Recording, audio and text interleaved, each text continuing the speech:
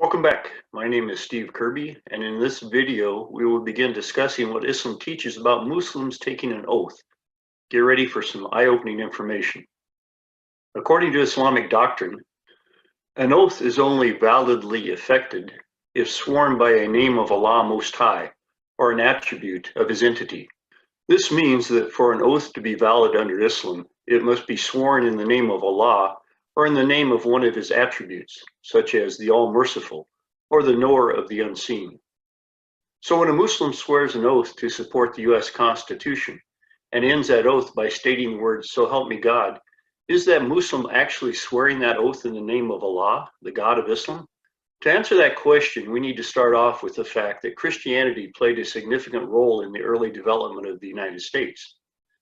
In his article, "Did America Have a Christian Founding?" Dr. Mark David Hall wrote that the founders, quote, identified themselves as Christians, were influenced in important ways by Christian ideas, and generally thought it appropriate for civic authorities to encourage Christianity, unquote. During the 19th century, the United States continued as a predominantly Christian nation, and in the middle part of that century, actions were taken by the federal government that emphasized that fact. For example, it was during this time period that the motto, "In God We Trust," was placed on United States coins, largely because of the increased religious sentiment existing during the Civil War.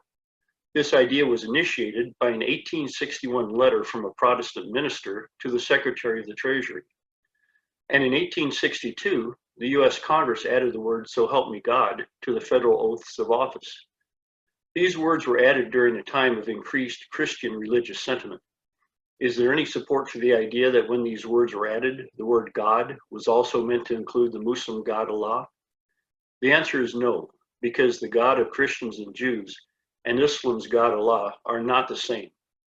For instance, here is some of what Allah has to say in the Quran about Christians and Jews. Allah states that the only religion acceptable to Him is Islam. Christians and Jews are disbelievers. Jews are among the worst enemies of Muslims. Allah curses Christians and Jews. Allah states that those who believe that Allah had a son, meaning the Christians, commit the one unforgivable sin in Islam, shirk. Allah states that those who commit shirk will go to hell. Allah states that Christians and Jews are among the worst of creatures and will abide in the fire of hell. Allah specifically forbids Muslims from being friends with Christians and Jews, and instead commands Muslims to fight Christians and Jews. Christianity is considered a false religion based on a fraud, because Allah states that Jesus was not crucified, but it only appeared so.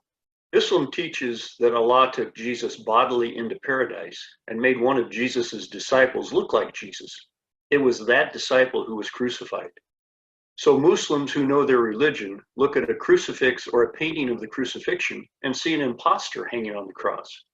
And of course, if there was no crucifixion, there was no resurrection. So Islam teaches that Christianity is a false religion based on a fraud. Taking into consideration the religious environment of 19th century America, there is no support for any claim that during a period of increased Christian religious sentiment, the word God that was then applied to oaths and stamped on coins would include the deity of a separate religion that was openly hostile to Christians and Jews. But what if Muslims claim that when they swear to support the Constitution and end by saying the words, "So help me God," in their oath, they are personally referring to Allah, the God of Islam? In the first place, Muslims are generally advised against using any other word than Allah when referring to the God of Islam. Consider this from the Islam Question and Answer website.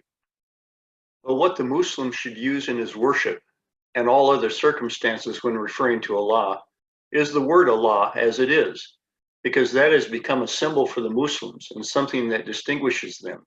And it helps to avoid any confusion between what they mean and what others mean when they say God, as others may sometimes be referring to Allah, but sometimes they may be referring to something else. When offering dua, praying to Allah, or swearing oaths, he has to avoid doing that with words other than the known Arabic words for the divine names and attributes as they are confirmed in the Quran and Sunnah. The Sunnah consists of the teachings and example of Mohammad.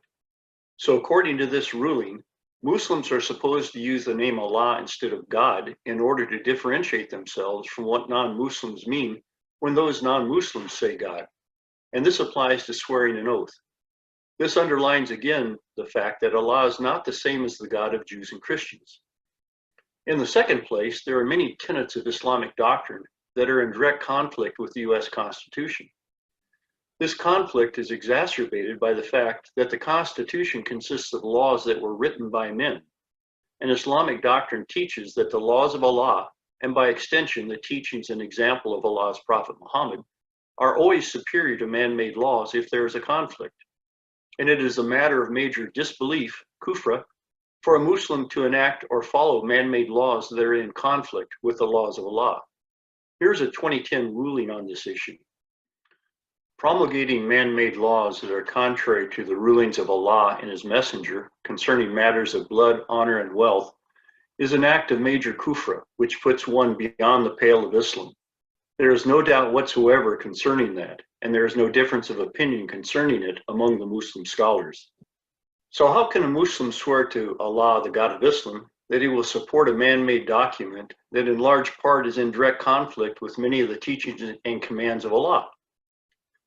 This means that when Muslim public officials swear to support the US Constitution, and in that oath with the words, "So help me God," they are in reality giving that oath to the Judeo-Christian God, not Islam's Allah.